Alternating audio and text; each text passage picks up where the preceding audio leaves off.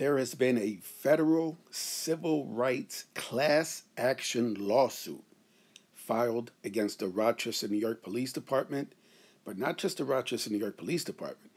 The lawsuit also names other officials, including Rochester, New York Mayor Lovely Warren, Monroe County Sheriff Todd Baxter, and lots others. Here's the thing. This lawsuit will not amount to a fucking thing. This will not bring about any real change when it comes to policing, and especially when it comes to policing by the Rochester, New York Police Department. Now, everyone knows that the Rochester, New York Police Department has a long history of misconduct and corruption. And in fact, what the plaintiffs want, one of the biggest things they want out of this lawsuit is for basically a federal oversight, right? A federal oversight of the Rochester, New York Police Department. What they don't understand is that things like this, perhaps a little bit different, but more or less the same thing has been tried before. For example, the Rochester, New York Police Department since the 1970s has been under a federal government decree for its hiring practices because they don't hire and they haven't hired over the years a proportionate amount of minority officers. The police department is mostly comprised of Caucasian officers, white officers. So my point is that the federal decree, which has been over the Rochester, New York Police Department for decades, hasn't worked because the Rochester, New York Police Department is still, in essence, violating that federal decree when it comes to hiring minority officers. So my point is this lawsuit will not bring about any real change when it comes to policing, and again, especially when it comes to policing by the Rochester, New York Police Department. Another important thing that I want to hit on is something that really, really disgusts me, and that is the lawyers. The lawyers in this case, like in any other case that you've seen recently filed against the Rochester, New York Police Department, only care about one thing: money.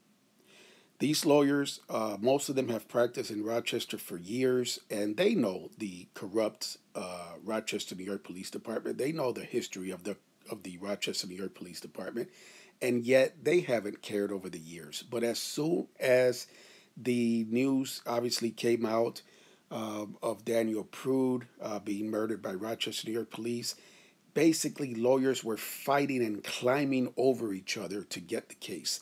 That is because the lawyers, especially lawyers here in Rochester, New York, only care about one thing: money. These lawyers that you're seeing quick to get in front of the news cameras, trust me on this one, they do not care about any real change. They could give two shits about any real change when it comes to policing and when it comes to the Rochester, New York Police Department. All they see is dollar signs. So in the end, what will happen is this lawsuit will not bring about any real change when it comes to the Rochester, New York Police Department. And this lawsuit will only serve one purpose in the end. And the lawyers know this. It will just make them richer. Let's roll the video. Today, we are learning more about a federal lawsuit filed against the city of Rochester. It claims there's been a, quote, unchecked practice of using unconstitutional excessive force, which they say is disproportionately used against people of color.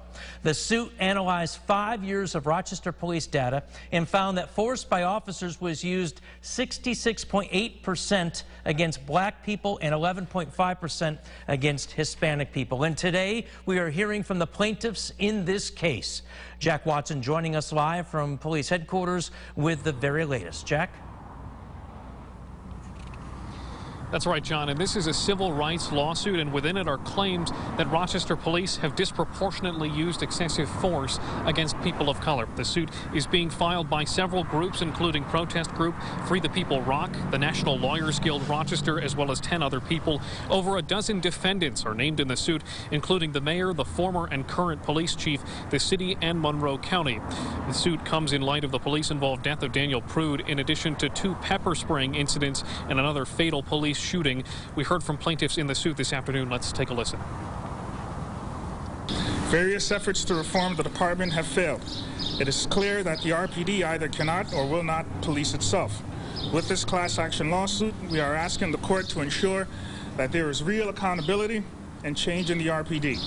This state violence is business as usual for the police, who have for decades routinely violated the human rights of our community members, especially Black activists and organizers. And John, this is a class action lawsuit, and plaintiffs are demanding a jury trial for their claims. We'll have much more on this coming up on News 8 at 5. Live in Rochester, Jack Watson, News 8. All right, Jack, thank you. Much more on this coming up, as you said, at 5. Again, the lawsuit names more than a dozen defendants, including Rochester Mayor Lovely Warren. It also calls for a federal review of policing tactics. Today, the city of Rochester issued a response saying, in part, quote, Mayor Warren welcomes a review by the United States Department of Justice. In fact, in September of last year, Mayor Warren formally called upon them to conduct a thorough investigation of the Rochester Police Department and to offer reforms to address any and all civil rights violations that might be found.